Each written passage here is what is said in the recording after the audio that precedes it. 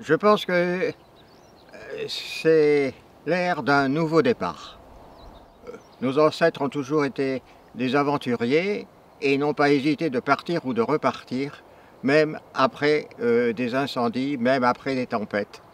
Ils ont toujours eu l'espoir et l'espoir leur a permis de continuer l'œuvre de leurs anciens.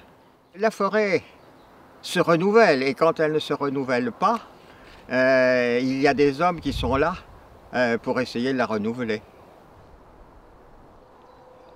L'idée de la construction nous a toujours dominés et je pense que c'est ce qui a fait le sérieux de la structure et la confiance qui lui a été accordée. Mais ce qui est assez extraordinaire, c'est que la fidélité des adhérents et le nombre des adhérents à ce syndicat, ce qui prouve que, d'une part, il y a une certaine confiance qui s'est toujours établie avec les responsables, mais il y a aussi ce souci d'une certaine solidarité. Et vous savez, le feu et la tempête, ça rapproche beaucoup les gens dans la difficulté. Et ça, je pense que les sylviculteurs ne l'ont jamais oublié.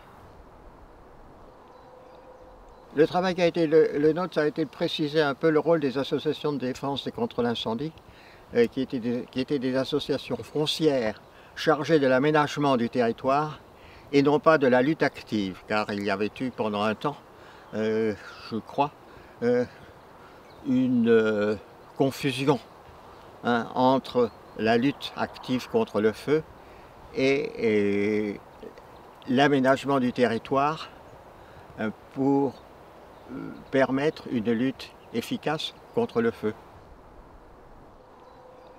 Au niveau agricole, on parlait beaucoup de développement et de vulgarisation. Et comme nous considérions que notre forêt était cultivée, que c'était une forêt de plantation, il fallait aussi avoir le réflexe de l'agriculteur pour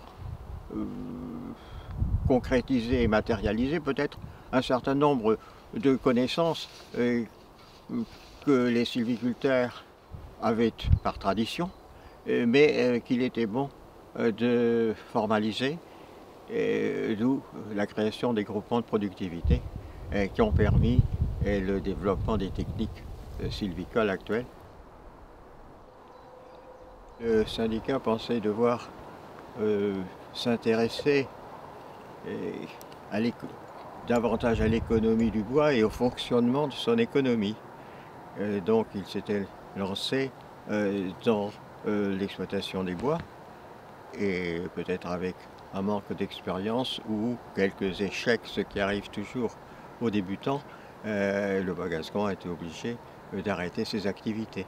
Mais je pense que de tout échec, on peut tirer des conséquences et je dirais le concours de la CAFSA à l'époque, de continuer quand même à avoir joué un rôle important dans l'économie forestière.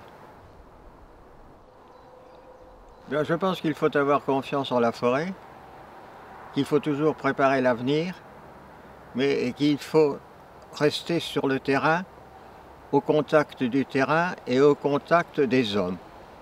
C'est ce qui manque peut-être actuellement, c'est le contact avec les hommes qui permet de vivre en bonne compagnie, premièrement, et deuxièmement, avec efficacité pour l'intérêt du bien commun.